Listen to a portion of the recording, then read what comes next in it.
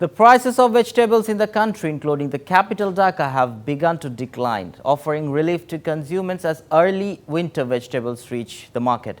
Compared to the wholesale markets outside Dhaka, the difference in retail price of vegetables is up to Taka 30. The retailers showed various excuses for this. In Borishal retail markets, green chili is being sold at Taka 70 per kg and coriander at Taka 60 per kg. However, prices of other vegetables remain unchanged. Prices of all kinds of vegetables have also decreased in Thakurgaon.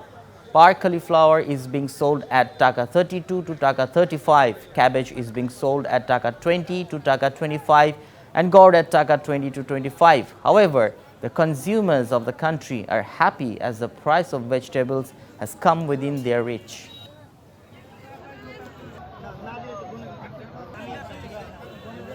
নগদের সর্বোচ্চ বার 167 টাকা রিচার্জে পাবেন 1 লাখ টাকা পুরস্কার। আরও আছে প্রতি সপ্তাহে পুরস্কার ও ক্যাশব্যাক।